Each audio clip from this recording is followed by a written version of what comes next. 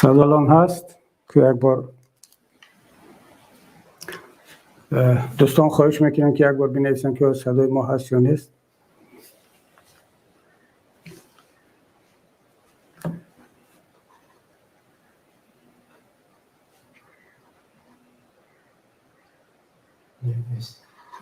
صدا هنوزم نیست. خب حالا با ما اشاره کردن که صدا هست. خب به نام خداوند بخشنده و مهربان بار دیگر سلام و برادران عزیز، همدیاران، خواهران محترم در هر کجایی که باشد و در هر زمان، در هر وقت که این نوار ما را میبینید، درود و رحمت پروردگار با یکایک شما باد.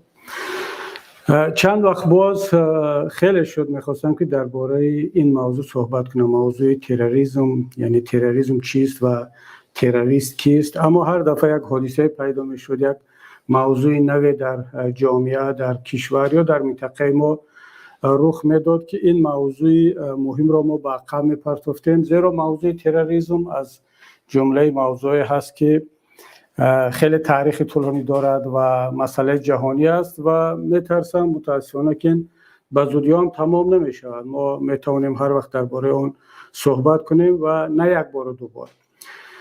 اما چرا این موضوع را من انتخاب کردم و چرا از نگاه من خیلی اهمیت دارد؟ زیرا متاسفانه در اولش که خودی همین پدیده تروریسم در جامعه بشری یک تبدیل به یک مصیبت، تبدیل به یک حادثه روزمره شده است. ما و شما نداریم ماهی را و بعضا هفته را که در این گوشه دنیا یک حادثه رخ ندهد که به تروریسم ربط داده می شود. و این چنین در منطقه ما و شما هم در آسیای مرکزی، در افغانستان و در تاجیکستان عزیز ما و شما هم بارها این گونه حادثه رخ میدهند و اصلا خود موضوع تروریسم در سر زبان سیاستمداران، روزنامه‌نگاران، کارشناسان و همه وقت، همه ساله، همیشه چاره‌بینی ها، کنفرانس ها، نشست ها برگزار میشه در موضوع تروریسم و جامعه بشری در جستجوی راه حل ها هست، در جستجوی آن است که این پدیده منفی از کجا ریشه میگیرد و چرا حادثه های تروریستی رخ میدهند و چرا اصلا تروریست ها پیدا میشوند و چی باید کرد تا اینکه با این پدیده مبارزه کرد و اون را ریشه‌کن نمود. من حالا آماده نیستم و اصلا نمیخواستم که و نمیخواهم با شما یک صحبت صرف علمی و اکادمیکی کنم و زیرا مخاطبان ما بیشتر مردم عادی هستند، مهاجرین هستند و حتما که کارشناسان هم هستند، اما میخواستم بیشتر ما یک کمی ساده‌تر در اساس آن داده ها و آن فکت و رقم هایی که در جامعه ما وجود دارد این موضوع را تحلیل کنیم و بعدا انشاءالله که در قسمت سوال و جواب باز اون را پرتر خواهیم کرد. وقتی که ما درباره تروریسم صحبت میکنیم اصلا منظورمون چیست؟ چی را در نظر داریم؟ آیا هر حادثه جنایتی را میشود تروریسم گفت یا تروریسم یک مفهومی کاملا جدا از جنایتکاری هست یا یک مفهوم سیاسی است، حقوقی است یا چی است؟ باید گفت که متخصصان و کارشناسان بیشتر از 20 نمود تروریسم را شناسایی کردن. شروع کرده از تروریسم دولتی، تروریسم دینی، تروریسم ملی، تروریسم ایدئولوژی و حتی وقت آخر من در چند رسانه خوندم که مفهوم تروریسم اکولوژی هم صدا داده ایستاده است و یعنی نمودهای زیادی از تروریسم را کارشناسان استفاده میکنن و این چنین تروریسم گروهی هست که به شکل منظم انجام داده می شود یا بعضا حادثه های تروریستی انفرادی هم رخ میدهند. در طول تاریخ هم رخ دادن که یک نفر خودش بدون آنکه از کسی سفارش بگیرد یا با کسی مشورت کند دست به یک حادثه تروریستی میزند و این عملها را انجام میدهد. بنابراین ما درباره هر کدام از این نمود تروریسم حالا صحبت نخواهیم کرد، نه وقتی ما اجازت میدهد و نه اصلا ضرورت داریم. اما باید گفت که تروریسم واقعا ریشه های قدیمی دارد، یعنی این پدیده نیست که در همین عصر ما با وجود آمده باشد. بعضی از کارشناسان متخصصان اون را حتی به زمان یونان قدیم ربط میدن، بعضی دیگر به عصرهای میانه که در مثلا در جهان اسلام با وجود آمد و خیلی از حادثه‌های تروریستی در اون زمان رخ داد. حتی سوءقصد و کشتار خلیفه های اولی اسلام را هم که نسبت 2 نفر آنها هجومی به واسطه صورت گرفت، اینها را هم به حادثه‌های تروریستی ربط میدن. اما در اصطلاح علمی، در همچنین یک واژه علمی، این بعدا در این تقریبا ریشه حد اکثر 200-300 سال دارد. البته خود کلمه ترور از کلمه لاتینی برمیاد به معنای ترسانیدن، دهشت با وجود آوردن، ترس و هراس را با وجود آوردن. اما ما بعد از انقلاب فرانسه که در اونجا انقلابیان دست به ترور زدن و ما در اولی 100 ساله 20 حادثه با نام ترور سرخ هم معروف است که بلشویکان در روسیه و در سراسر اتحاد شوروی سابق دست به حادثه‌های ترور زدن که در تاریخ ما و شما و در دایره‌های کارشناسی همچون ترور سرخ هم معروف است. اما این شب و روزها بیشتر درباره تروریسم اسلامی صحبت میکنند و زیرا فضا را طور ساختند که بیا تنها مسلمان ها تروریست باشند یا تنها حادثه‌های تروریستی از طرف مسلمان ها رخ میدهد. اگر ما و شما با گزارش‌های بین المللی مثل گزارش و تحقیقات سازمان ملل نگاه کنیم، در این 100 سال گذشته تنها 5% حادثه‌های تروریستی در سطح جهان از طرف مسلمان ها رخ دادند. 95% این حادثه ها از طرف ادیان دیگر یا گروه‌های سیاسی یا شخصیت‌های علاهیده رخ دادند که هیچ ربطی به اسلام و مسلمان ها ندارد. اما چرا بیشتر با مسلمان ها ربط داده می شود یا با نام تروریسم اسلامی نام برده می شود یا اصلا نام اسلامی را هم نگن؟ همین تروریست که گفتن در ذهن بسیاری ها علاقه اون طرف تروریست یا یک ریشدار است، یک سالادار است، یک مسلمان است، حداقل مسلمان هست. 2 علت دارد. یکی این که در همین 20-30 سال اخیر، اگر ما این 100 ساله را به قسمت جدا کنیم، در حداقل این 20-30 سال اخیر واقعا بیشتر عملهایی که امروز همچون عملی تروریستی نام دارند در کشورهای مسلمانی در منطقه خاورمیانه، افغانستان و آسیای مرکزی رخ می‌دهد. حتی در اروپا هم اگر یا در غرب هم رخ بدهد، یک قسمشون ربط به مسلمان ها دارند. این از یک طرف. از طرف دیگر رسانه ها و دایره های کارشناسی بیشتر تمرکز بالای فعالیت مسلمان ها میکنند و همیشه فعالیت مسلمان ها را همچون تروریستی معرفی میکنند. حالا 2 تا مثال ساده بیارم. وقتی که مثلا در نروژ یک شهروند این کشور، حالا اگر یادم نرفته باشد نامش بریک به فکرم، چند سال پیش 30 و چند نفر یا 50 نفر جوانان محلی را در یک جزیره نروژی کشت، نابود کرد و آشکار گفت که من این را به خاطر عقیده هایم کرده ایستادم، به خاطر که من مسیحی ام و این حزب حاکم که در اونجا مسلمان ها نبودن بلکه خود نروژی بودن، سیاست‌هایش به طرفداری مهاجرین است، من نمیخواهم و من این کار انجام داده ایستادم که این حزب را بترسانم و جامعه را بترسانم که اگر شما باز مهاجرین را قبول کنید ما هم شما را خواهیم کشت. اما این حادثه رو اگرچه یک حادثه تروریستی بود و او را همچون تروریست اعتراف کردن، اما همچون تروریست مسیحی کسی از اون نام نبرد. حتی بعداً تلاش کردن که او را دیوانه هم برارن تا اینکه این عیب و این تهمت تروریسم رو از بالای اروپا، از بالای دین مسیحیت دور کنن و من فکر میکنم یک کاری عاقلانه هم کردن و کاری وطن دوستانه هم کردن، چون که در اروپا نمیخواهند که این گونه حادثه ها به دین آنها، به ملت آنها ربط داده شود.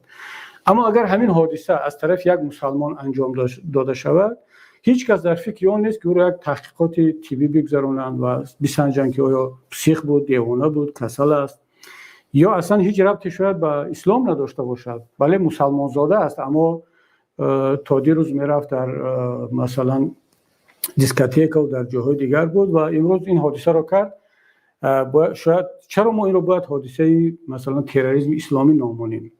اما نه، وقتی که کافی است که مسلمان باشد دیگر این رو همچون حادثه تروریسم اسلامی نامگذاری میکنن و باز تلاش میکنن که بگن که این تعلیمات اسلامی گرفته بود و دیگر. در صورتی که همه کارشناسان میدونن که دین مبین اسلام چقدر درباره این گونه فعالیت ها رو عمل ها رو محکوم میکند و اصلا شاید حالا نه به خاطر آنکه من مسلمانم یا با مسلمان ها داریم صحبت میکنیم، خودی کارشناسین غربی بر این نظرن که شاید بیشتر از دین اسلام یک دین طرفدار صلح و آرامش و انسان دوستی نمیتوان پیدا کرد. ولی به هر صورت حالا وضعیت ما و شما همین است که این شب و روزا تروریسم بیشتر به اسلام و مسلمان ها ربط داده میشه. خب اما بگذاریم از این موضوع به آن که چگونه عمل را میتوان یک عمل تروریستی نام برد. من همونطوری که پیشتر گفتم نمودهای زیادی تروریستی است، اما عجایب کار در این است هموطنان گرامی که امروز همه یکدیگر رو به تروریسم متهم میکنند. شما اگر رسانه ها رو بینید، حکومت ها اپوزیسیون خود را، اپوزیسیون حکومت ها رو، و کار حتی در بعض جاها به حد رسیده است. برای مثال در سوریه هر یک کشوری ابرقدرت در سوریه تروریست خودش را دارد، یعنی روسیه در یک گروه های دیگر یک گروه های را در سوریه تروریست اعلام میکنند، امریکا یک گروه های دیگر، ایران یک گروه دیگر را، ترکیه یک گروه دیگر را و کشورهای عربی در مجموع باز گروه های تروریستی دیگر را دارند. و اون گروه را که امریکا برای مثال تروریستی میداند حساب میکند، ترکیه یا روسیه یا ایران تروریست حساب نمیکنند و حتی بعضی را کمک هم میکنند. و برعکس اون گروه را که روسیه یا ترکیه یا ایران تروریست نمیداند، کمک مادی، کمک مالی، کمک حتی سلاح و معنوی میکند، امریکا آنها را تروریستی میحسابد و بر ضد آنها می جنگد. یعنی کار به حد رسیده است که در سراسر دنیا امروز هر یک ابرقدرت، هر یک کشور، هر یک گروه، هر یک ایدئولوژیا برای خود تروریست می سازد، رقیبان خود را تروریست حساب می کند و خودش را که از طرف گروه دیگر یا سازمان دیگر یا حکومت تروریست معرفی شده است، خودش را پاک و منزه می داند و این باعث آن گشته است که در جهان یک فهمیش یا یک تعریف یگانه عمومی جهانی یا عمومی بشری درباره تروریسم وجود ندارد. متاسفانه من در یک صحبت دیگر هم در این باره گفته بودم، شاید وقتی اون رسیده است که در حد سازمان ملل یک تعریف یگانه جهانی درباره تروریسم قبول کرده شود و هر کسی فرق ندارد اون اپوزیسیون است، حکومت است، پرزیدنت است یا یک انسان عادی هست، اگر دست به این گونه عملها بزند او را همچون تروریستی در سطح جهانی یا تروریست معرفی کنند و مناسبت با او همچون یک حکومت یا گروه یا شخصی تروریست باشد. تا وقتی که جامعه جهانی به این وحدت یا یگانگی در فهمیش تروریسم نمیرسد، ما این حالت دوخورگی و بسیار پهلو را خواهیم داشت که هر کس رقیب خود را تروریست اعلام میکند و مفهوم تروریسم را تبدیل به یک وسیله مبارزه سیاسی میکنند. و امروز ببینید در حالا غیر از آن که ما سوریه رو مثال آوردیم، من حتی اون روز با بعضی از دوستانم شوخی کردیم بعد از آن که در بلاروسیه، اصلا شما همتون بلاروسیه رو میدونید که چی کشور است، چی ملت است، اما پرزیدنت بلاروسیه آمد مخالفین خود را، حتی اون پیرزن‌های هم که با گل و گلدسته در خیابان‌های مینسک استعفای او را طلب می‌کردند، اونها را به تروریسم متهم کرد، در صورتی که خودش پرزیدنت بلاروسیه به تروریسم بین المللی متهم است وقتی که سمالیات هواپیمای اروپایی را به خاطر فرآوردن یک اپوزیسیونر در مینسک مجبور شدند. یعنی این را مثل اوگان سمالیات یا که ربودن هواپیمای خارجی است که یک عمل واقعا تروریستی است.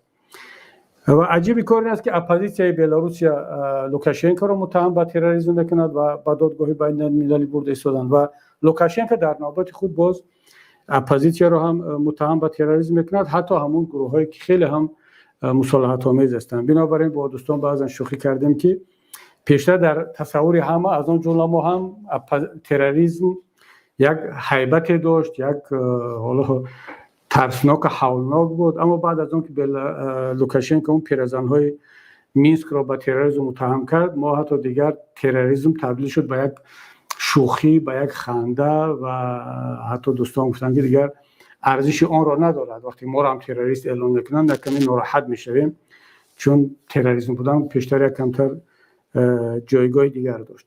حالا بگذاریم از شوخی، اگر جدی صحبت کنیم، در منطقه ما متاسفانه همین است. ما وقتی میبینیم که بسیاری از حزب و حرکت‌های اپوزیسیونی تاجیک شامل لیست‌های تروریستی شدن، در نوبت خود اپوزیسیون هم طبیعی است که در اساس عملکردهای حکومت جمهوری تاجیکستان را حداقل بعضی افرادش را متهم به تروریسم میکنند. حالا بیایم اینجا یک تحلیل با هم کنیم که چگونه عمل رو میتوان عملی تروریستی گفت. آیا همه گونه جنایت عملی تروریستی است؟ برای مثال کشتار که یک جنایت بسیار سنگین است و مجازات سنگین هم دارد، اما میشود آیا همه گونه کشتار را تروریسم گفت؟ برای مثال وقتی که این حادثه جنایتی کشتار یک هدف مشخص دارد، حالا کسی را مثال نیارم، خودم را مثال بیارم، اگر هدف تنها کشتن من، از بین بردن من است به خاطر انتقام یا به خاطر یگان مال و پول و یگان کار دیگر، این را نمیتوانید تروریسم نام برد. چرا؟ برای که هدف خودی من یک انسان هست.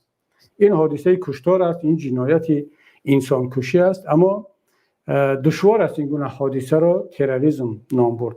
اما اگر هدف از کشتن من ترساندن دیگران باشد، ترساندن اپوزیسیون باشد، یا ترساندن همه آزادی خواهان و مبارزان باشد که دیگر هیچ کس جرأت و جسارت تنقید کردن نکنند، پس این عمل تروریستی است. برای مثال بیاریم یک حادثه انجام شده که شهید عمرعلی قواتوف رو مثلا در استانبول به شهادت رساندند. اگر هدف تنها از بین بردن شهید عمرعلی قواتوف بود، این یک حادثه، یک کشتار است، یک جنایت سنگین است، باید که انجام دادگان یا عاملان آن به جزای سزاوار کشیده شوند که متاسفانه تا حال کشیده نشدند. اما اگر هدف از به شهادت رساندن عمرعلی قواتوف ترساندن همه مخالفین بود، همه آزاداندیشان بود، طبیعی است که دیگر این یک عمل تروریستی است. یا مثال دیگر بیارم، اصلا این رو هم بگم قبل از آن که این مثال رو بیارم، تروریسم فقط این حادثه کشتن و تنها ترور فیزیکی نیست. متخصصان ترور شخصیتی و ترور معنوی رو هم جزئی از تروریسم میدونن و از تروریسم سنگین باز هم. چرا؟ حالا ما خودمون در روایت‌های اسلامی هم زیاد داریم که از آنه که شما انسان را به طور فیزیکی بکشید، سخت‌تر اون است که به طور معنوی بکشید، یعنی ترور شخصیتی کنید، انسان را به آبرو کنید. و بعضی ها در رسانه ها، در شبکه ها و در جامعه کارهای را انجام میدهند، بعضا از طرف حکومت ها، بعضا از طرف شخصان علاهیده، گروه ها، سازمان ها، نه برای از بین بردن فیزیکی، چون از بین بردن یک گروه باشد یا یک شخص، اونا هدفشون این نیست، اما برای به آبرو کردن، برای شکستن شخصیت و ترور شخصیتی. اگر مثال بزنم، مثلا وقتی که حکومت تاجیکستان در کشور سالهای 2012-2013 دقیقاً پیش از انتخابات پارلمانی شروع کرد به پنهانی نوار گرفتن خانه‌های مردم، حتی در اون جاگه خواب مردم، و اینها رو در شبکه‌های تلویزیونی رسمی دولتی به نمایش گذاشت. هدف از این چیز بود؟ هدف آیا همون یک انسان بود یا یک شخص بود، یا هدف ترساندن تمام دامله‌ها و ملاها و کارمندان مسجد و اصلا مبارزین؟ هدف این بود.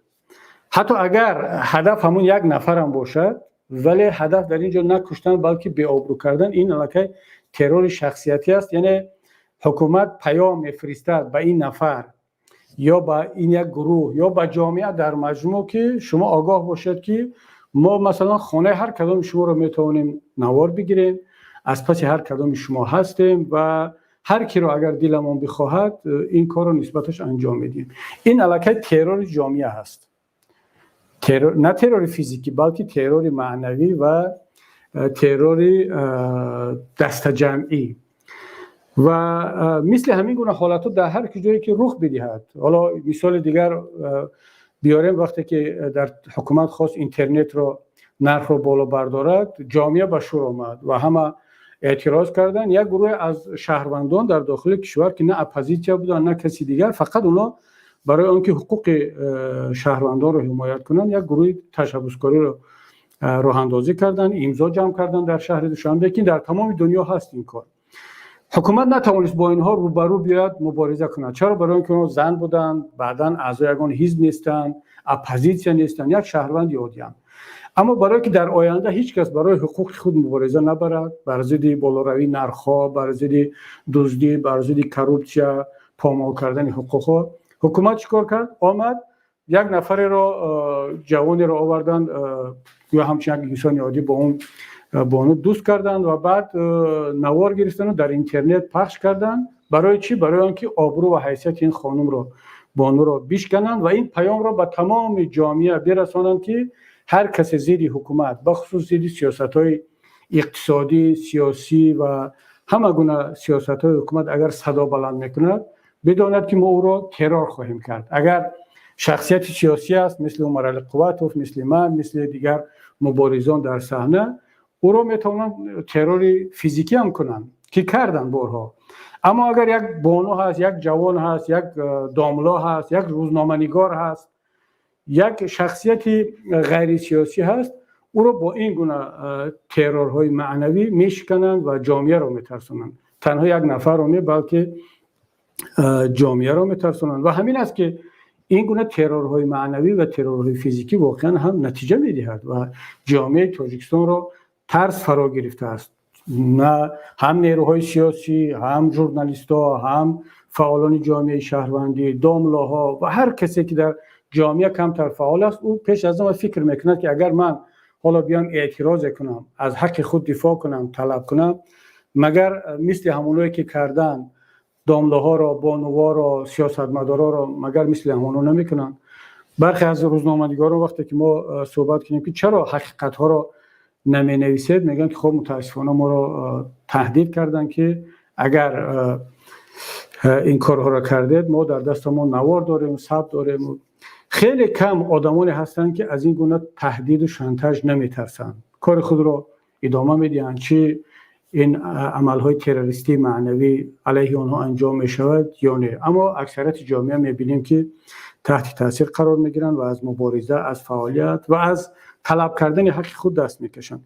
بنابر همین کارشناسان همون گونه عملهای جنایتی را ترور حساب میکنند که اون برای ترساندن و برای زیر دهشت و هراس قرار دادن جامعه روانه شده است. حالا این جامعه میتواند حکومت باشد، میتواند دولت ها باشند، میتواند مردم عادی باشد. در مجموع اگر هدف از عمل جنایتی ترساندن و ایجاد هراس باشد، این رو مینامند عملی تروریستی. چنانکه که دیروز چند روز پیش در کابل یک عملی تروریستی رخ داد در نزد فرودگاه کابل و بیشتر از 100 نفر کشته شد. اون طرف تروریست اصلا هدفش کشتن یک شخصی علاهیده معین نبود، چون در بین قربانیان امریکایی‌ها هم بودند و افغان‌ها هم بودند، مردم عادی بود. هدف اون تروریست‌ها ترساندن جامعه بود، ترساندن هم مقامداران امروزه افغانستان و هم امریکایی‌ها، جامعه جهانی که ما شما را آرام نخواهیم گذاشت. این گونه عمل در هر کجای دنیا اگر صورت بگیرد، از طرف کسی که صورت بگیرد، چه حکومت است، چه اپوزیسیون است، چه فرد علاهیده است، این عمل نامیده میشد عملی تروریستی. متاسفانه امروز همین مفهوم را مونوپولیا کردن، گویا طرز وانمود میکنن که گویا یک عملی تروریستی تنها از طرف اپوزیسیون میشود، از طرف دایره‌های دینی میشود، تنها از طرف گروه‌های علاهیده میشود، اما هیچ حکومت دست به عملی تروریستی نمیزند. نه، در طول تاریخ بشریت اتفاقا بیشتری عمل‌های تروریستی از طرف حکومت‌ها صورت میگیرد و این حکومت‌ها هستند که مردم خودشون رو میترسونند. و من چند تا مثال وقتی که از داخل تاجیکستان هم مثال آوردم، چه از ترور فیزیکی کشتن، حالا من فقط شهید عمر علی قواتوف رو مثال آوردم، اما در داخل تاجیکستان ما ده‌ها و صدها حادثه‌های تروریستی داشتیم، چه از طرف مقامات دولتی ضد اپوزیسیون یا ضد شهروندان، شخصیت‌های معروف، و یا چه از طرف افراد دیگر ضد کارمندان دولت، ضد مقامات دولتی که اونم به خاطر ترساندن صورت گرفته است. پس اینا در مجموع همشون عملهای تروریستی هستند که از طرف حکومت یا شخصیت ها برای ترساندن جامعه، ترساندن طرف دیگر صورت میگیرند.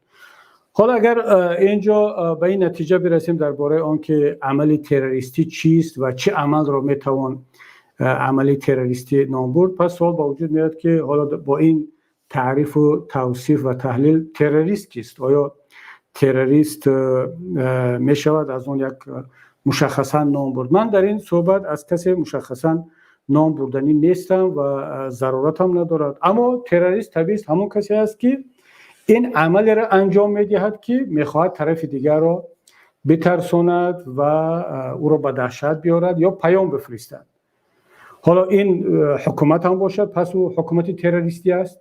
برای مثال وقتی که حکومت یک کاری را انجام میدهد، من مثال آوردم از اون بانو یا از شهید عمر القواتوف یا از حادثه‌ای که در تاجیکستان بارها صورت گرفت، مثلا در کلاب وقتی که رفتن به خانواده لنگریوفا بود به فکرم، یعنی اونجا پیام به مردم کلاب بود. حالا میشد که اون نفر رو در داخل یک خانه بودن به یک شکل دیگر خالی سلاح کرد، اما تانک بردن و با اون شکل زدن پیام بود که مردم کلاب بدونن. یا هجوم به غرب به منطقه رشت یا به خاروخ با اشتراک ارتش، وزارت دفاع، ساعت 4 صبح وقتی مردم خوابن به اون شکل. یعنی هیچ کس باید در تاجیکستان صدا بلند نکند. اگر کسی صدا بلند کرد، حکومت به این شکل میتواند وارد شود و عملی ترسانیدن و ایجاد دهشت و هراس در جامعه را به وجود بیارد که خودش طبیعی یک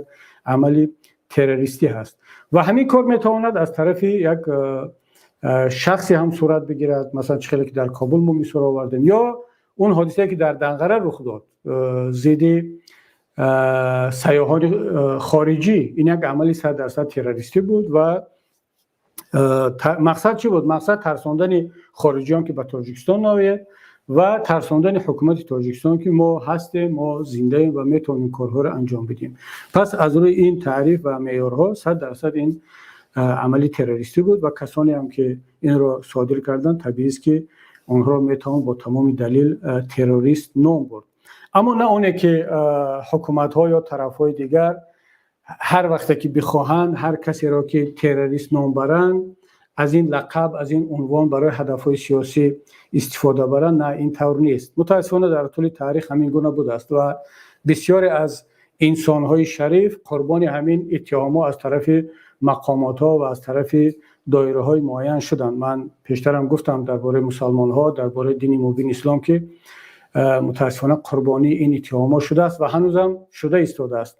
اما غیر از مسلمان‌ها هم بودند. نیلسون ماندلا 20 چند سال را در زندان گذراند به اتهام تروریسم و همچون یک اکستریمیست او را متهم کردند، ولی بعداً که نظام تغییر کرد نیلسون ماندلا از زندان برآمد، تبدیل شد به قهرمان ملی و همونطور با آبرو از دنیا رفت، در صورتی که حکومتی که او را به زندان کشید و متهم به تروریسم کرد خودش متهم به آپارتاید شد و با همون نام تا امروز در تاریخ باقی مانده است. و در داخل تاجیکستان ما هم ببینیم که چندین نفرایی که امروز زندانی هستند با اتهام تروریسم و اکستریمیسم، اینا افراد بسیار شریف هستند و من نام نمیگیرم، خودتون خوب میدونید منظور کی است. حتی شهید احمد شاه مسعود قهرمان ملی افغانستان و من فکر میکنم که تنها قهرمان ملی افغانستانه.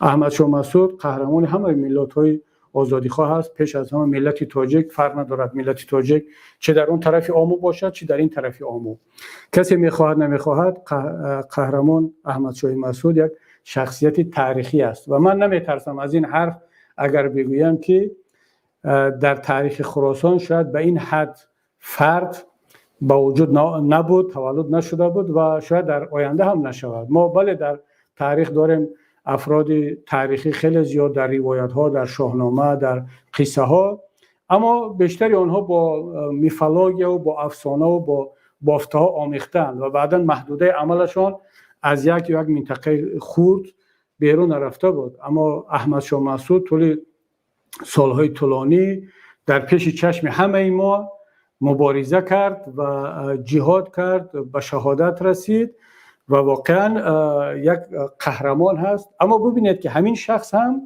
در زمان خودش متهم به تروریسم و اکستریمیسم بود و من یادم هست در سالهایی که در ارتش شوروی در ارمی خدمت میکردم و اون زمان داوطلبان را نامنویس میکردن برای رفتن به جنگ به افغانستان ضد تروریست‌ها، ضد دشمن‌ها. اون وقت اون کلمه دشمن خیلی معروف بود و ما که اون وقت جوان 18 ساله بودیم، مثل جوانای 18 ساله امروزه، 20 ساله امروزه، مثل اوانگارد، مثل دیگرها تحت تبلیغات رادیو و تلویزیون اون زمان و واقعا فکر میکردیم که وارد شدن ارتش شوروی به افغانستان یک قرض اینترنشنالی بود و در اون طرف استاد ربانی و استاد سیاف و احمد شاه مسعود و دیگر مبارزین، اینا همه مجاهدها، همه دشمن و تروریست اینا هستند و همه میخواست که نامنویس کند برود به افغانستان برای جنگ. ولی خب ما که یک کمتر فهمیده بودیم و نزد استادان درس گرفته بودیم، از واقعیت ها کمتر آگاه بودیم، طبیعی است که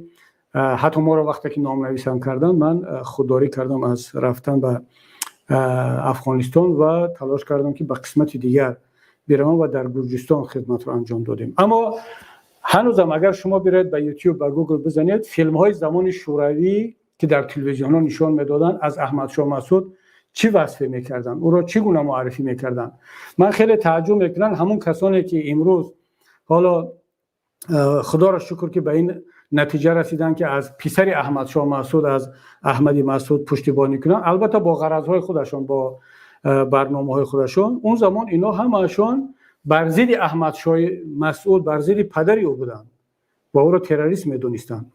سوال این است که آیا احمد شاه مسعود در دیدگاه‌هایش، در ایدئولوژیش، در هدف‌هایش، در مبارزه‌اش تغییر کرد که از تروریست تبدیل شد به یک قهرمان و امروز تمام دنیا او را قهرمان می‌داند، از آن جمله روسیه که یک زمانی با او می‌جنگید، از آن جمله حکومت آن زمانی تاجیکستان که امروز هم همونا در سر قدرت هستند.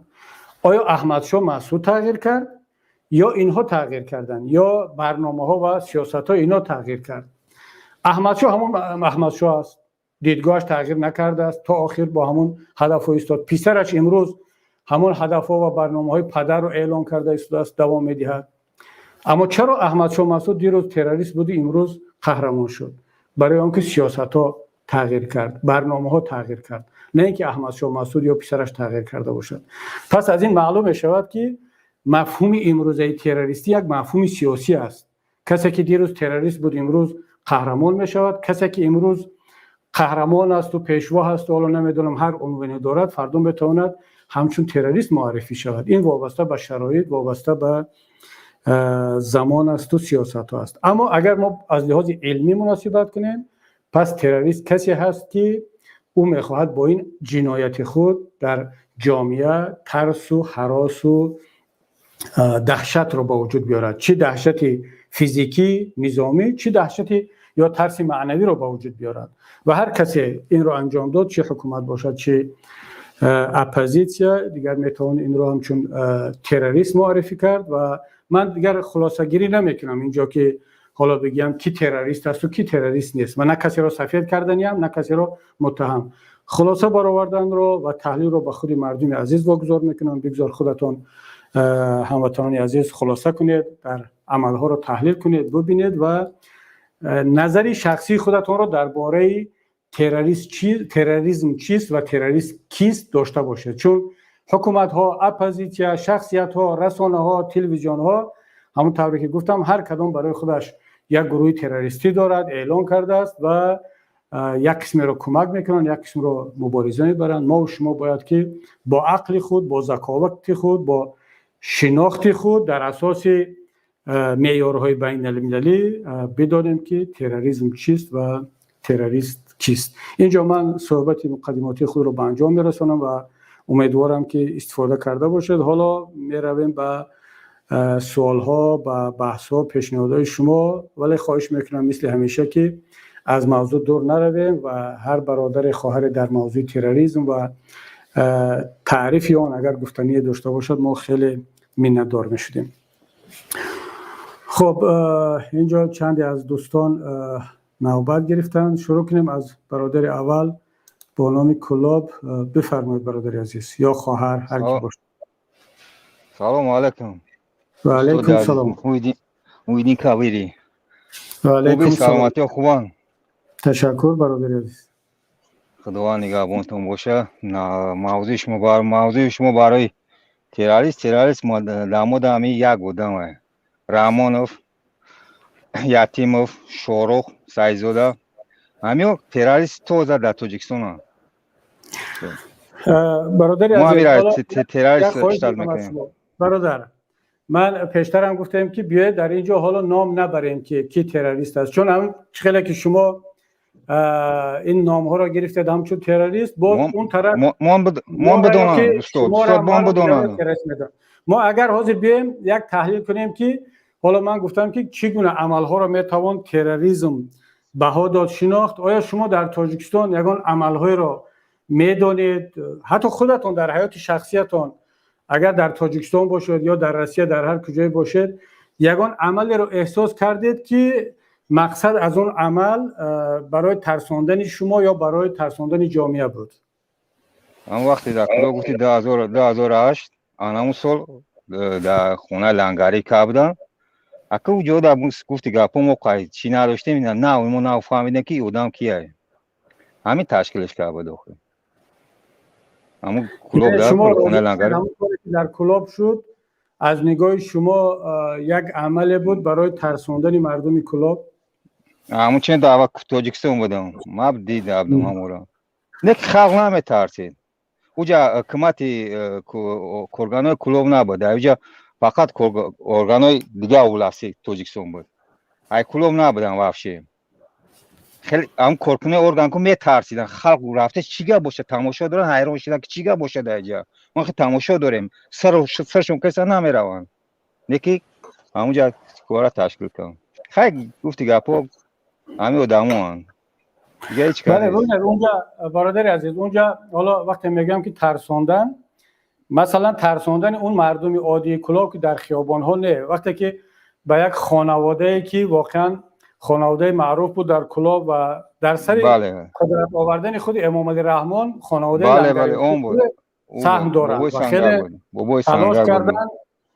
بله ولی شاید که اینجا ترساندن شخصیت های با آبرو و قوی و بننگ و ناموس کلوب باشد، نه خودی مردم عادی کلوب. یعنی وقتی که یک نفر با نام خانواده لنگریوفا را با اون شکل مورد هجوم قرار میتین، این پیام به خانواده ها و شخصیت های دیگری قوی کلوب هست که اگر هر کسی سر برداشت و اعتراض کرد یا دعوا کرد که ما هم در این قدرت باید شریک باشیم، تقدیرش همین میشود. مگر این نبود؟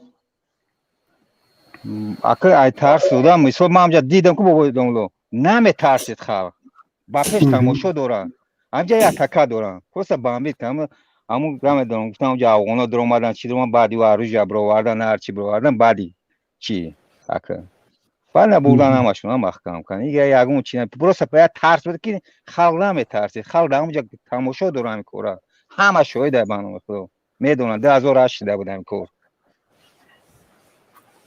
بله خب سلامت باشید برادر عزیز. خداوند نگهبانتون باشه. شما خداوند نگهبان باشه. درمان خداوند. سلامت باشه برادر. خب یک برادر دیگر با نام مهاجر. بفرمایید برادر مهاجر.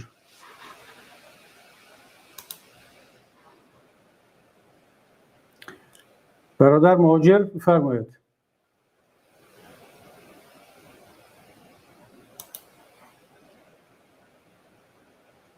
مثل که برادر مهاجر نیست. برادر با نام تاجیک. برادر تاجیک بفرمایید.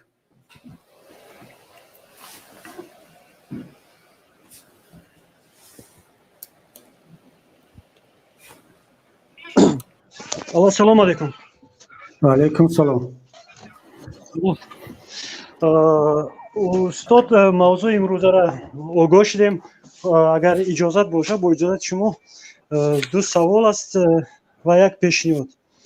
برای که به همین موضوع را قریب کنه نزدیک خیلی بعد واقعی که امروز در افغانستان رخ داده ایستادن وقتی که به چای اینترنتی نگاه میکنی بین جوانان اساسا همین جوانان تاجیک بسیار بحث ها بسیار شدن. شما یک نظر خودتون درباره دموکراتیا و یعنی چی مخالفت دموکرات در اسلام داره، در شریعت اسلام داره؟ یعنی که همین خیلی جوانان خیلی میبینن که این عملهای دموکراتی خلاف اسلام است. از نظر شخصی من همین است که سرچشمه دموکراتیا در اسلام است. با فکر شخصی من شما نظرتون میگفتید. انا این یکم سوال. دوم مسئله اگر بند موضوع نزدیکتر وضع افغانستان خیلی که این روز ما میبینیم چی گپ رفته ایستاده است، به نزدیکی وای ژیرینوفسکی نه اما یک پیشنهاد کرد خود دو تاش معلوم سه پیشنهاد همی که میخواتیم можем присоединить северную часть Афганистана к гапи мумиш ами که нашим республикам, یعنی که نمیدونم روسیه کی پریواتیزاسیا کرده است جمهوریای آسیای مرکزی را که нашим республика یعنی تاجیکستان، ازبکستان، ترکمنیا. انا این با کدام چی راست است، یعنی فکر روسو. بعد این فکر را در بین چند روز پیش وقتی که شفیع عیارم رنگ شما پریمای فیر کرد من تماشاش کردم و چیرم بود اما فکرای شهروندان افغانستان هم که خودشون یا تاجیک بودن یا پشتو گفتن بهتر شود که شمال از جنوب در برای که سالهای طولانی جنگ رفته است شمال از جنوب جدا شد برای که ما چی بگیریم الکی فهمیدیم که ما یک جا زندگی کردن نمیتونیم. انا این فکر شما در این و چقدر راست است؟ سیوم یک پیشنهاد دارم استاد محترم، پیمان ملی میتونه یک کاری بزرگ کردن برای که بعدی که فیلم خیانت از طرف حکومت جمهوری تاجیکستان پیشنهاد شد نمیشد که متریالایی که در یوتیوب در تمام شبکه‌های اینترنتی است یعنی از طرف پیمان ملی، حزب نهضت و دیگر برادران مخالف یک فیلم مستندی با نام خیانت به وحدت برای باور که اگر که شود جوانان هم باید هم طرفداران حکومت هم طرفداران مخالفین بهتر میفهمند درباره صلح تاجیکستان با کدام رو به دست آمد کی خیانت کرد. یک فیلم مستند اگر شود. تشکر زیاد. سلامت باشید برادر عزیز. بسیار سوالات خوب دادید اگرچه ربط مستقیم به موضوع ما نداشتن اما خیلی در اطراف این موضوع هستند چون مسئله افغانستان هم خیلی ربط به موضوع تروریسم دارد و بخصوص سوال اول شما که درباره دموکراتیا و اسلام پرسیدید. بسیاری از کسانی که امروز از نام اسلام دست به عملهای تروریستی میزنند واقعا اعتقادشان این است که دموکراتیا به اسلام هیچ ربطی ندارد بلکه دشمن یکدیگر هستند و حتی خود ما را هم متهم به آن میکنند که تو چگونه مسلمان هستی و حتی چگونه رهبر یک حزب اسلامی هستی که میگویی که ما در تاجیکستان دولت دموکراتی میسازیم. اتفاقا این را هم بگم که دو گروه علیه من هستند، همون گروه رادیکال های دینی که وقتی من میگویم که در تاجیکستان باید دولت دموکراتی ساخته شود خیلی علیه من میتازند و تهمت های زیاد میکنند. این یک گروه هستند و یک گروه دیگر باز همین رادیکال ها یا افراطگرهای دنیوی هستند که اینا هم بخصوص طرفداران حکومت امروزه اینا هم علیه من هجوم میکنند که تو چگونه رهبر حزب اسلامی هستی، مسلمان هستی که میگوی در تاجیکستان باید دولت دموکراتی شود، چرا نام حزبت رو پس اسلامی ماندی؟ یعنی اینا هم فضا را طور میسازند که گویا اسلام با دموکراتیا هیچ ربطی ندارد و همین است که من همیشه میگویم که این دو گروه رادیکال و افراطگرای دنیوی که امروز در حاکمیت هستند و گروه افراطگرای دیگری که با این شکل اسلام را میفهمند و همه را قتل و یعنی سرکوب کردنی هستند با نام اسلام و بخصوص کسانی که میگویند یک جامعه دموکراتی میخواهیم، اینا شریک یکدیگر هستند، اینا همکار یکدیگر هستند، اینا نیاز به یکدیگر دارند. به یکی دیگر وجود داشته نمیتواند. به وجود همین گروه های رادیکالی در جهان در دنیا نفر مثل امام رحمان اصلا سیاست کردن نمیتواند. اون چیزی در افغانستان امروزها رخ داده ایستاده است 100% به فایده همین دیکتاتورها هست. همین است که حالا امام علی رحمان یک نفسی تازه کشیده ایستاده است، باز از نو سیاستاش رو میخواد زنده کند. باز چرا؟ برای آنکه برای مبارزه با طالبان و وضعیت در افغانستان مردم دنیا باز از این کشتارها و حقوق پامال کنی‌ها و دزدی‌های امام علی رحمان فراموش خواهند کرد و او را باز برای آنکه بتوانند از طریق تاجیکستان و وضعیت افغانستان دخالت کنند به یک شکل و حالا کمک کنند، باز مجبورن که با همین دیکتاتورهای آسیای مرکزی رو بیارن و ما نتیجهش رو دیده ایستادیم. امام علی رحمان رو دعوت کرده ایستادن به اروپا. برای چی است؟ مگر برای آنکه امام علی رحمان یگان سیاست‌های خوب دارد؟ ولی نه، اونا میدونن که دزدی کرده ایستاده است، حقوق انسان رو پامال میکنن. اما برای افغانستان، برای حل مشکلات افغانستان، همه پرزیدنت‌های آسیای مرکزی مهم هستند. ازبکستان، تاجیکستان، ترکمنستان و مخصوص کشورهایی که هممرز هستند با افغانستان. بنابر همین وجود این گروه ها به نفع این دیکتاتورها هست و اینا خرسند میشن وقتی که یک حادثه تروریستی رخ بدهد و از اون استفاده میبرند. شاید برادر عزیز من یک صحبت الهیده در آینده درباره مناسبت دموکراسی و اسلام کنم بهتر است. چرا؟ برای اینکه وقت زیاد رو میگیرد، با یک دو جمله این رو فهمانده نمیشود. من ان شاء الله وعده میدم که در آینده های نزدیک یک صحبت الهیده در این موضوع خواهم کرد. اما درباره آن صحبت های ژیرینوفسکی که درباره افغانستان یا آسیای مرکزی، من خیلی وقتا شد که دیگر این سیاستمدار و صحبتاش رو گوش نمیکنم، چون ببینید هر چیزی که بعض دایره های سیاسی بلند مقام روسیه در دل دارند ولی گفتن نمیخواهند، او رو از زبان ژیرینوفسکی میگن. وقتی که ژیرینوفسکی گفت، شما بدانید که همین فکر در ذهنی بعضی از سیاستمداران بلند مقام روسیه هست، اما برای خودشون عیب میدانند که این رو به زبان بیارن، چون میخوان چهره خود رو نگه بدارن برای مناسبت با دیگران. اون رو از زبان سیاستمدارای مثل ژیرینوفسکی صدا میدن. در تاجیکستان ما هم همین خیلی ژیرینوفسکی ها هست. در همه حالت میدیده، همین شب و روزا هم حتی در قضیه افغانستان هم باز چند از ژیرینوفسکی های با بیانی ها میتن، طرحها پیشنهاد میکنن. چرا؟ برای آنکه اونا همیشه در مسائل داخلی تاجیکستان خاموشن، یعنی گویا که این همه ظلم و عذاب و مشکلات جامعه تاجیکستان براشون بیگانه‌اند.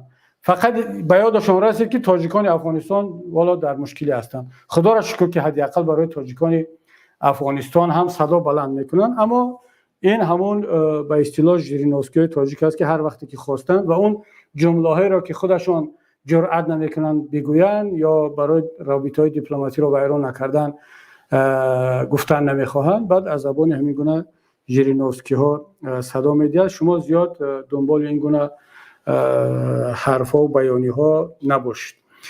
اما درباره افغانستان، بله من از این طرحها آگاه هستم. نه تنها اون نفرایی که شما هم نام بردید، بلکه لطیف پیدرام یکی از سیاستمداران معروف افغانستان در دوشنبه هم دیروز یا پری روز بود، من تماشا کردم صحبتش را. این طرح فدرالیسم در افغانستان رو مطرح کرده ایستادن و باز طرح‌های دیگری هست، چون یک مسئله هست مثل فدرالیسم سیاسی که مثلا مثل آلمان، مثل کشورهای دیگر. یک چیز دیگر مثل فدرالیسم اقتصادی هست. شاید برای افغانستان این فدرالیسم اقتصادی در محل‌ها شاید به نفع باشد، نه اینکه فدرالیسم سیاسی که هر قوم، هر یک گروه به خودش یک منطقه داشته باشد و در اونجا زندگی کند. چون این آمیختگی قوم‌ها در افغانستان به اون حدی هم نیست که در شمال فقط تاجیک‌ها و ازبک‌ها باشند. پشتونا هستند در جنوب یا در مرکز، در شرق هم تاجیک‌ها و هزارها و دیگرها هستند، در غرب افغانستان هم همین. برای همین درباره تقسیمات افغانستان به این شکل خیلی دشوار است صحبت کردن. اما بگذاریم این رو به خود افغان‌ها. ما چرا از مگر مشکلات ما تاجیکستانی ها کم است که ما مشکلات سیاسی خودمون رو حل کردیم که میایم برای افغانستان و برای برادران افغانمان طرح میسازیم که آنها باید در فدرالیسم زندگی کنند یا در یک حکومت مرکزی زندگی کنند و این حق مردم افغان است. اگر مردم افغان خودش تصمیم گرفت در یک روند گفتگو و مکالمه ملی به هر نظام، به هر حکومتی اگر اونا توافق کردن، کار اونا است. مهم چی است؟ مهم همون است اون مسئله که امروز تمام جهان میگه، حتی حکومت جمهوری تاجیکستان هم، پرزیدنت تاجیکستان هم گفت که ما 100% در این قسمت همراه هستیم، هم نوا هستیم که حکومت باشد همه شمول، فراگیر، تمام احزاب و گروه ها در اون سهم داشته باشند، تمام قومیت ها. و طبیعی است که ما تاجیکان پیش از همه در فکر برادران هم قوم و هم زبان و هم دین تاجیک خودمون در افغانستان هستیم، ولی این به معنای نیست که مثلا در اون حکومت قوم های دیگر نباشند. بنابر همین ما وقتی که طرح پیشنهاد میکنیم، مسئله رو پیشنهاد میکنیم، باید خودمون رو بشناسیم که در کدام حد حق داریم. بله یک توصیه، یک مشورت در این حد بله حق داره، ملت تاجیک وظیفه دار است، حق دارد این کار کند، چه حکومت چه اپوزیسیون. اما این که ما بیایم برای چی ما باشیم، چه ژریناز که چه روسیه برای افغان ها حکومت بسازیم و ملت بسازیم و خریطه بسازیم، این کاری ما نیست. مگر همین کافی نیست که دنیا چند مراتبه شد برای افغانستان حکومت میسازد. یک بار شوروی رفت پرزیدنت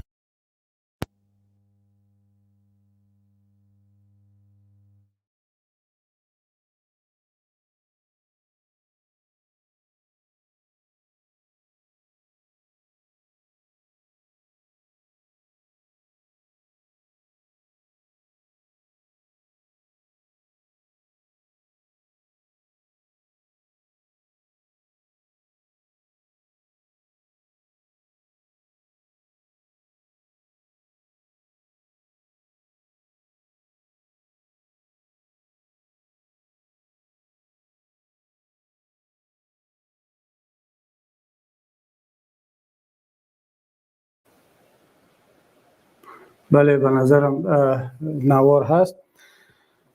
من حالا اینجا قطع شد که جهان چند مراتبه شد که برای افغانستان دولت میسازد، حکومت میسازد، همش ناکام شد. دخالت بیرونی در امور داخلی یک کشور به مصیبت انجام می شود.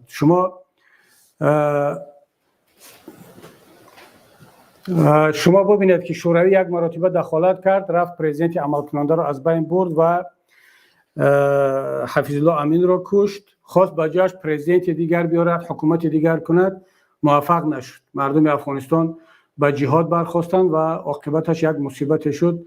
20 سال دیگر امریکا خواست در اونجا حکومت بسازد، کرزی را آورد، اشرف غنی را آورد.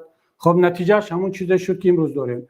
باز ما می‌خوایم امروز از بیرون یک بار دیگر بار سوم برای افغانستان حکومت بسازیم و دولت بسازیم و خریطه بسازیم. نه، من فکر میکنم که این را واگذار کنیم به خود سیاستمداران افغان، به گروه‌های سیاسی افغانستان و بگذار آنها در یک مکالمه ملی به این نتیجه برسند. اما وظیفه ما این است که هر چی از دستمون میآید کمک بشردوستانه، دیپلماتی به آنها برسانیم، آنها را دعوت کنیم به دوشنبه بیان در دوشنبه صحبت کنند. چرا مثلا یک گفتگوی بین افغانی در دوشنبه صورت نگیرد؟ پرزیدنت تاجیکستان وزارت خارجه تشبث را نشان بدهد و طالبان را با تمام رهبران گروه‌های سیاسی قومی دعوت کند به دوشنبه و یک گفتگو شود. همچنین که در افغانستان در کابل گفتگو بین تاجیکان شده بود، در کابل، در تخار چند مراتبه. و چرا گفتگوی بین افغانی در دوشنبه نشود؟ من فکر میکنم که این به معنی هنوز اعتراف کسی یا گروهی نیست، بلکه برای رسیدن به یک صلح و توافق ملی در افغانستان خواهد بود انشاءالله.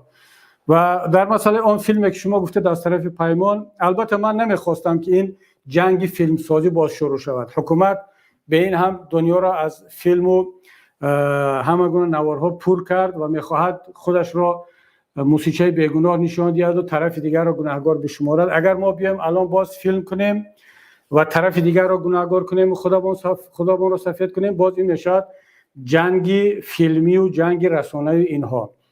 برعکس ما طرفدار آن هستیم که کارشناسان بیایند یک فیلم ها کنند، تحقیقات بگذرانند، نه حکومت بیاد فیلم بسازد مثل اون فیلم هایی که ساخته است بر علیه ما و نه ما بیایم فیلم کنیم زیر حکومت. اما چیکار کنیم؟ حالا حکومت با تمام دستگاهش و قدرتش علیه ملت خود، علیه مردم خود فیلم ساخته ایستاده است. بعضا دیگه ما هم مجبور میشویم که برای گفتن حقیقت ها، نه برای اینکه زیدی کسی فیلم بکنیم، بلکه حقیقت ها را روی آب بیاریم، این صحبت ها را کنیم. ما برای چی این صحبت ها را با شما کرده ایستادیم؟ اگر حکومت این تهمت ها رو نمیکرد ما مجبور نبودیم که بیایم خودمون در یوتیوب با مردم صحبت کنیم به سوالهای شما جواب بگیم. اما وقتی که میبینیم که این فضا خالی است و یک طرفه سیاه کردن از طرف حکومت شده ایستاده است، دیگر طبیعی است که واکنش ها می شود. شاید این پیشنهاد شما را حالا برادران مسئول در پیمان شنیده ایستادند و ان شاء الله اطرافش یک فکر خواهند کرد. تشکر زیاد برادر عزیز. و حالا بیایم به بعضی برادران نوبت بدیم. اینجا یک برادر با عکسش است، شاید نوبت رو حالا با او بدیم. برادر اسدالله بفرمایید. دعایید با موضوع اگر گفتنی داشته باشید مرحمت.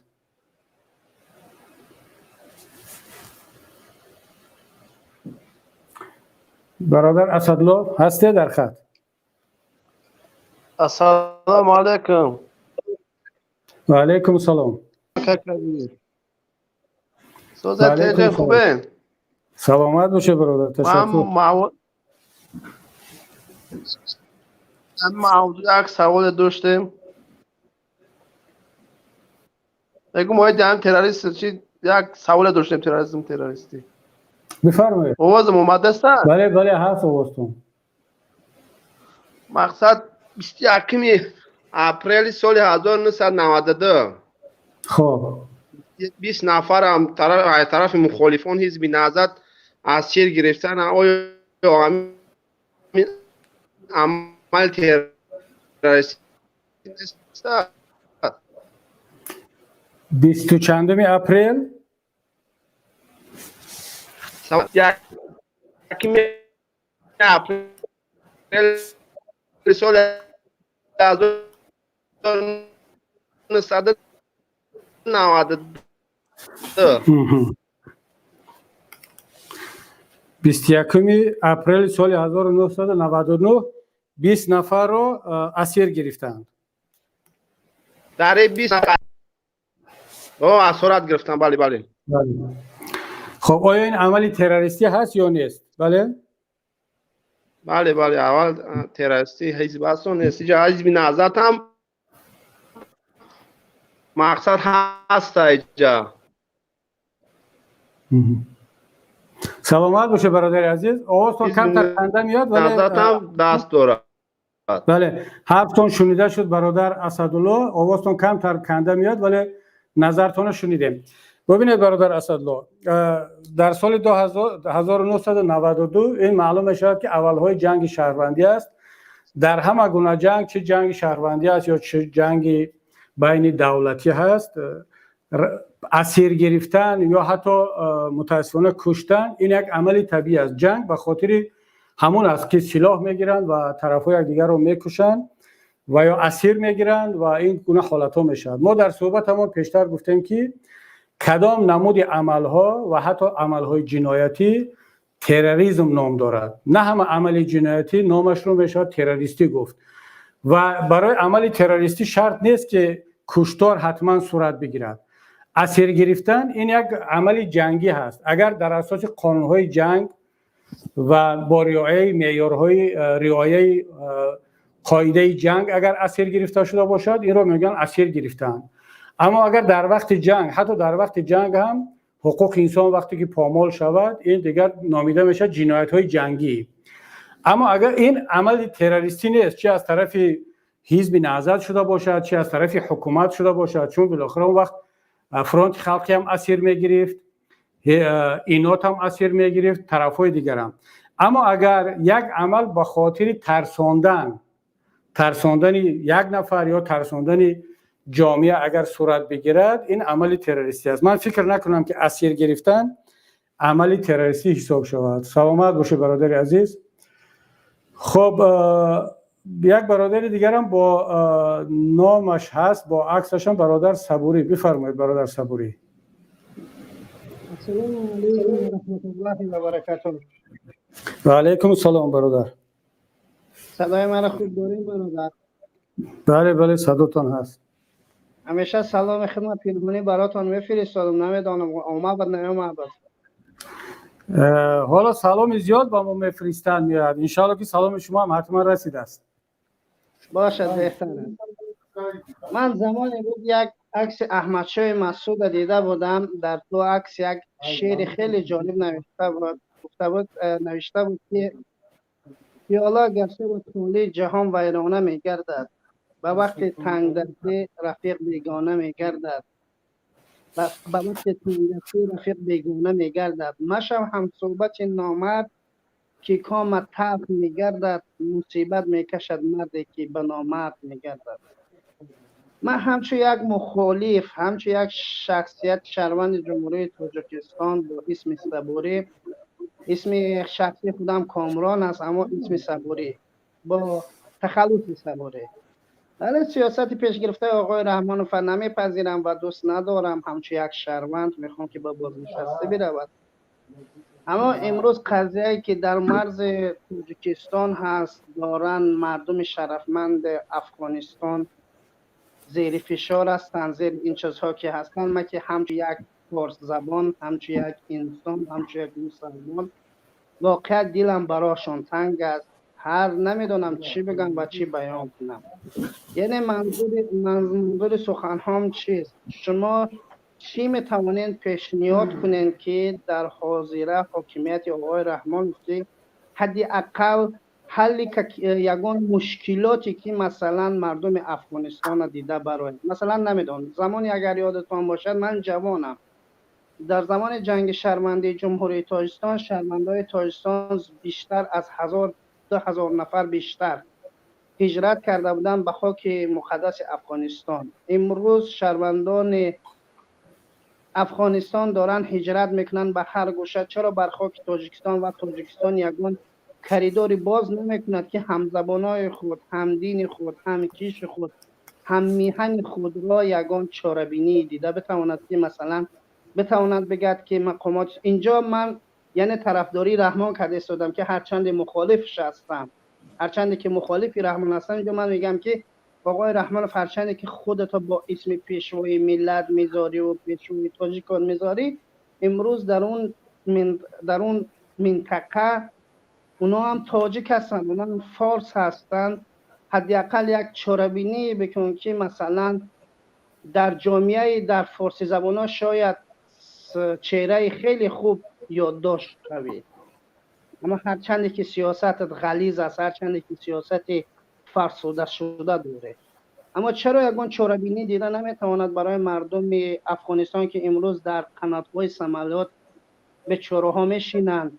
امروز شنیدم اون مردی که وارد تاجیکستان شد گفت اونجا مردم بی سواد نبودن، در همون بالای هواپیما نشسته بودن، مردم با علم با تفکر بعضی هاشون بودن که میدونستن که چیشن، یعنی حالت روحانیشون خراب شدگی است. چی میتونه تاجیکستان از مثل شما دو روشن فکر چی میتونیم پیشنهاد کنیم به تاجیکستان که حداقل حل مسئله همه چیز برکنار کرد که واقعا هر شب دارم تماشا میکنم عصبم خراب میشود، یعنی قلبم برای ملت افغانستان میسوزد، هرچند که خودم در مشکلی ام.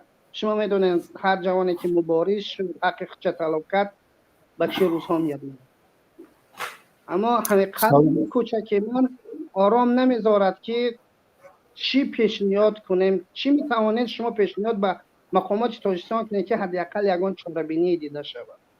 این هم منظوری من. سلامت باشد برادر عزیز صبوری.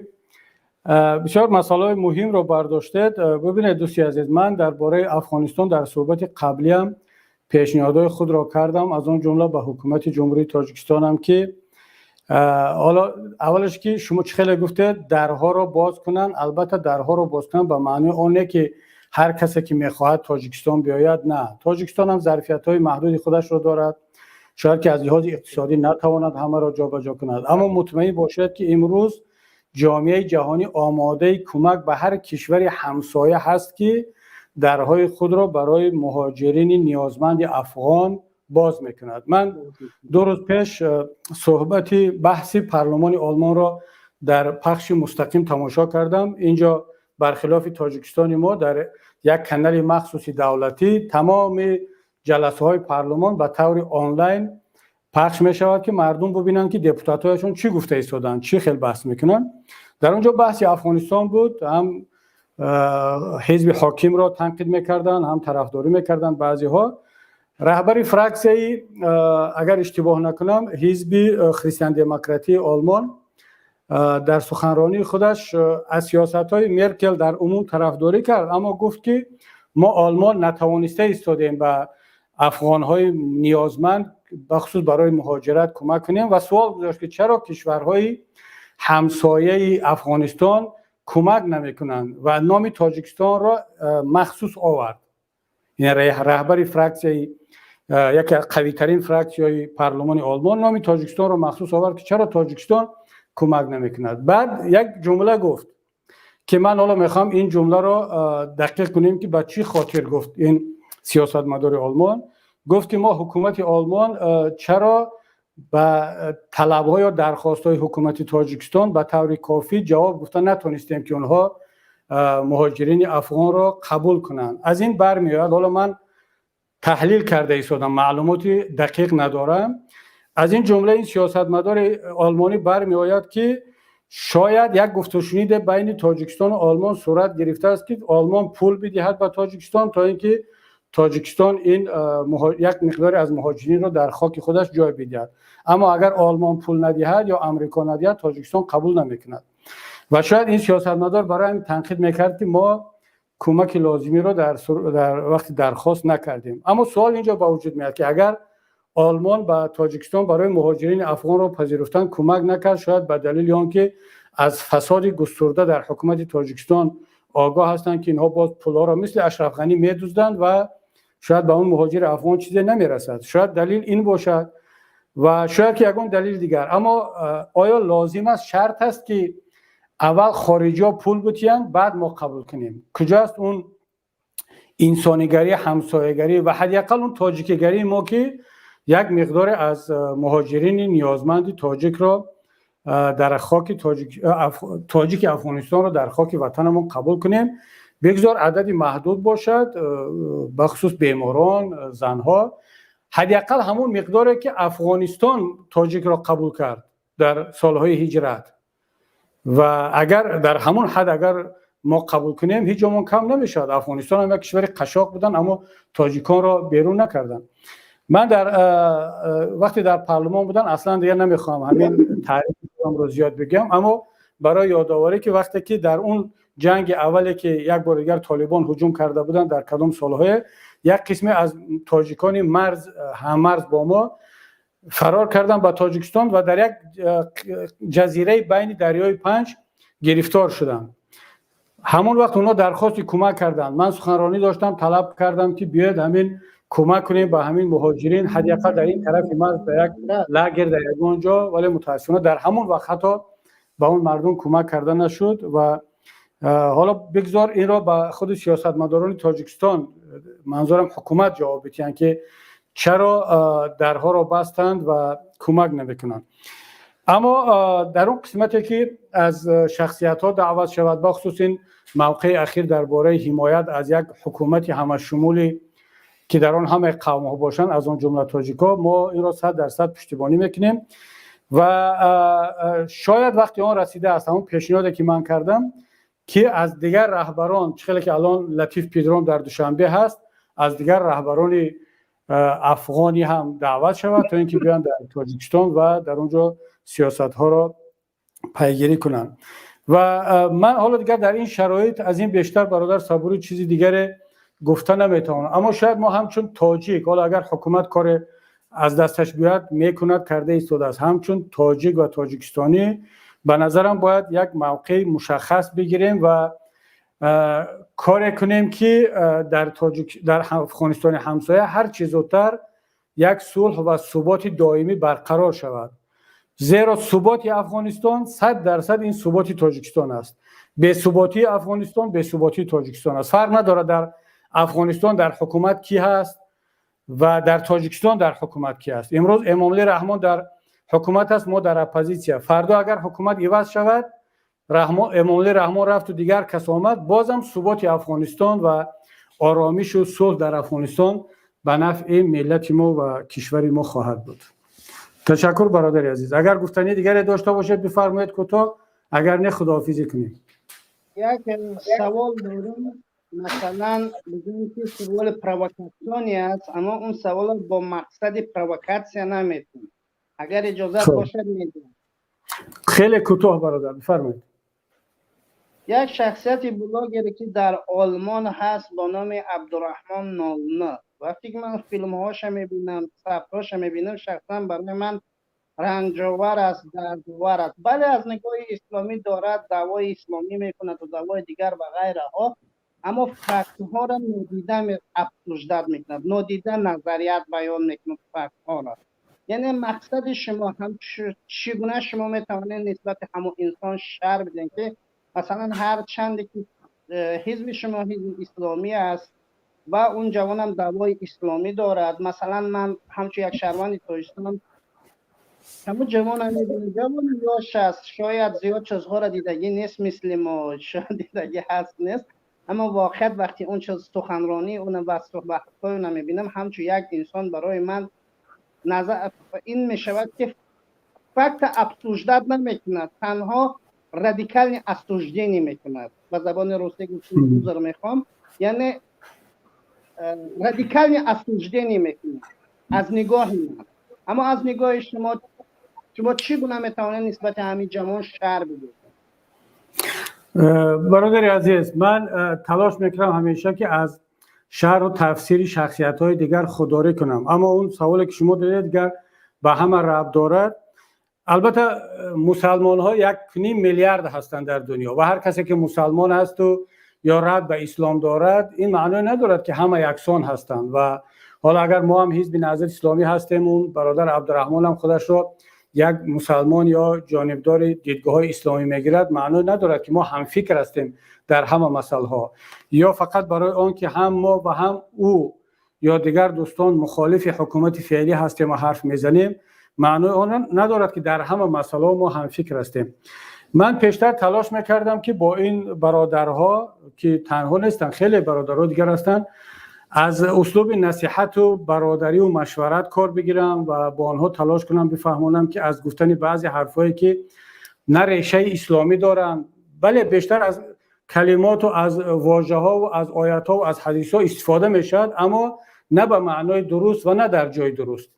استفاده بردن آیات و حدیث و روایت ها و واژه اسلامی هنوز به معنی رو ندارد که شما این رو در جای درست و به معنی درستش استفاده کرده اید. ولی چیکار کنیم؟ متاسفانه خیلی از جوانان امروز با همین کلمه ها و یعنی وقتی که بیاد با الحمدلله و استغفرالله و نعوذ بالله و بسم الله شروع میکنن و نمود ظاهر اسلامی هم دارن، معنی ندارد که خود موقعش موقع اسلامی هست. یعنی او از کلمه ها و از واژه ها از سرچشمه اسلامی خوب استفاده کرده است، اما موقع درست اسلامی همونطوری که قرآن و حدیث میگه اونطور نیست.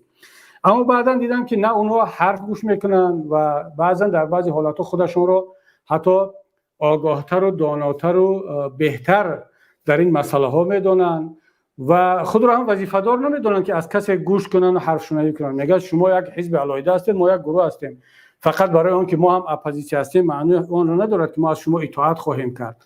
بعضی از دوستانم حالا شما که اینجا سوال دادید، بعضیا به من می‌نویسن میگن خیلی ناراحتن، میگن که پیش روی این برادر یا دیگران رو بگیرید که خیلی ضربه به اسلام و مسلمان ها میشود. ما میگم چگونه ما پیش روی اینها رو بگیریم؟ اولش که اینا هیچ ربطی به پیمان ملی تاجیکستان یا به نهضت اسلامی تاجیکستان ندارن، اصلا هیچ ربطی.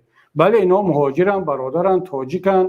ما در بعضی مسائل ها، مثلا در مسئله اون که باید علیه یک نظام فاسد ظالم مبارزه بود، با هم همکاری خواهیم کرد، اما معنی ندارد که در مسئله افغانستان در مناسبت با آنچه در افغانستان میگذرد یا در شناخت ما از اسلام با اون شکل اونها میشناسند معنی ندارد که ما هم فکر هستیم. و بعضی ها سوء استفاده میکنن و من بعضی نوشته ها فرستادم دوستان که همین برادر عبدالرحمن را به فکرم گفتن که انا کبیری ببینید کن این نفر آدمای کبیری چی گفته ایستادن در نسبت مبارزان و مقاومت در افغانستان. من شاید این برادر من نمیدونم شاید چیز علیه احمد شاه مسعود یا نیروهای مقاومت گفته باشد و مخالفین ما یا رقیبان ما این را استفاده میبرند و نشان میدن که بیا این یا از ما هست یا با ما هم فکر است، در صورتی که این برادران یا خوشبختانه یا متاسفانه هیچ ربطی به ما ندارن. یک برادر مهاجر و یک برادر تاجیک هستند. ولی ما هم از این منبر من بار دیگر خواهش میکنم با استفاده از این سوال شما از این برادران که بیاین بعضی مسئله ها را با اون کسانی که تجربه بیشتری سیاسی دارن، اگر با ما نمیخوان با یگان کسی دیگر مشورت کنن، نظر دیگران را گوش کنن و کار نکنن که با نام اسلام عملهای را انجام بدن، حرف را انجام بدن که بر ضرر اسلام و مسلمان ها شود که این خیلی خطرناک است. سلامت باشید برادر عزیز کامران، با شما خداحافظی میکنیم و حالا سلامت باشید دیگه، خداوند نگهبانتون باشد. خب یک برادر دیگر است با نام عزت الله عبدالله، بفرمایید برادر عزت الله. سلام علیکم و رحمت الله و برکاته اکا. و علیکم سلام. آواز من خوب است؟ بله بله صداتون خوب است. میخواستم دو سوال ممکن است؟ بله فقط خیلی کوتاه. معلش سایست.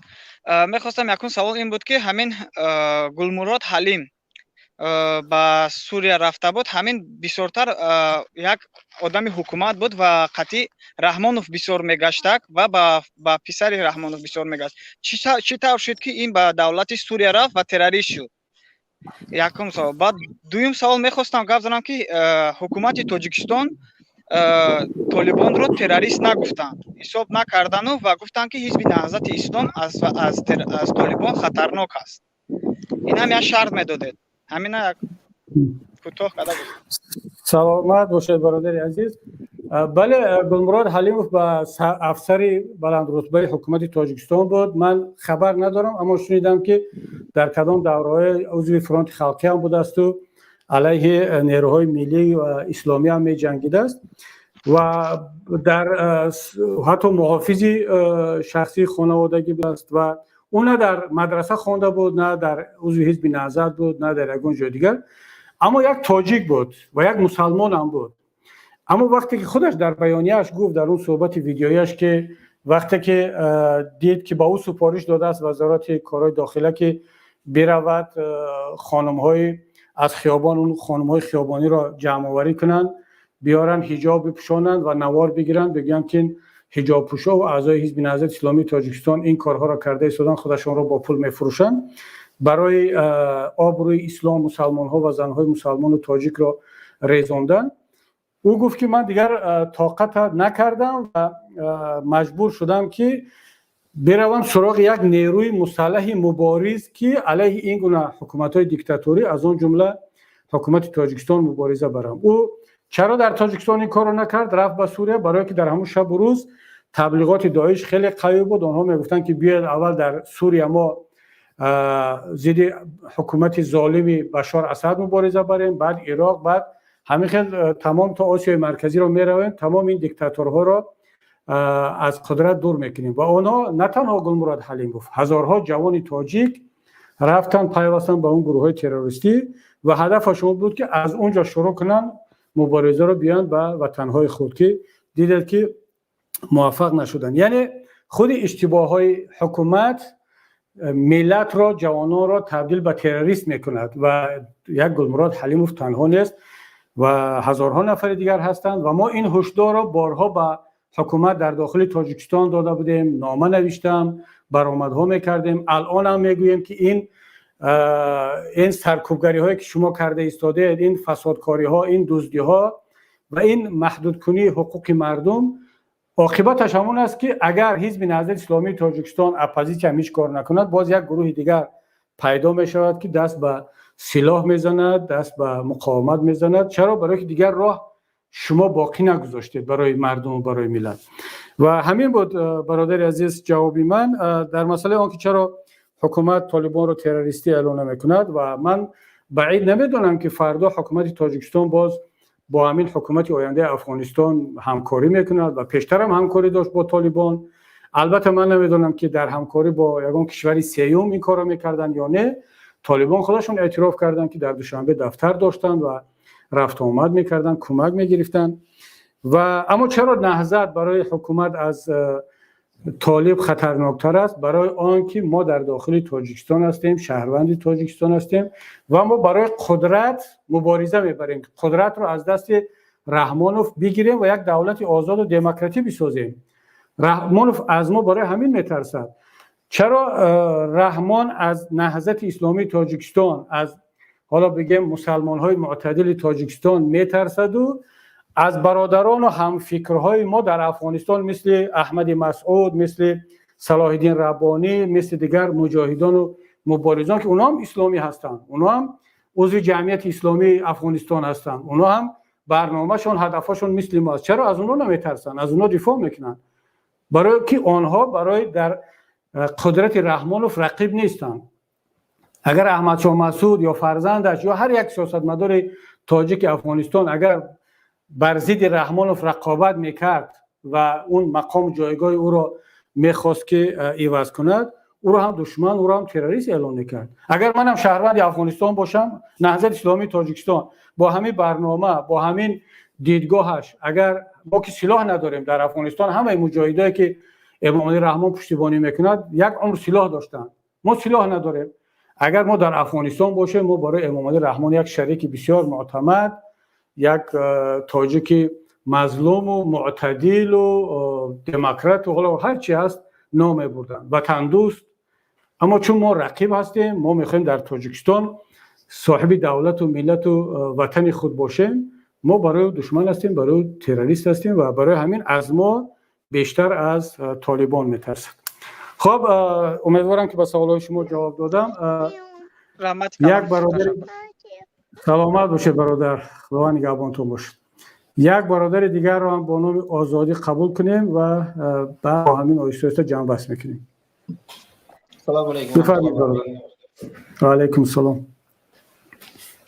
برادر همین درباره موضوع گپ زنیم، چیزی که گفته همون چیزی که 24 می 2012 شب ما شنیدیم در خارق کردن همین تروریستی، بگیم تروریستی حکومت نشون نمیده. نظر خود شما چی است برادر؟ نظر من همینه که وقتی که با قرغیزستان هم کلیشید، حتی ارمی رای نکرد برای یک گنرالی که ای حکومتی بود، ای ازوی بگیم همون دفاع ازوی اعلام میکرد و خاطری و میشود چیکاری کردن نکردن نمیدونم، ارمی را به مقابل همون شهروندای خودش روی کرد، ارمی را روی کرد.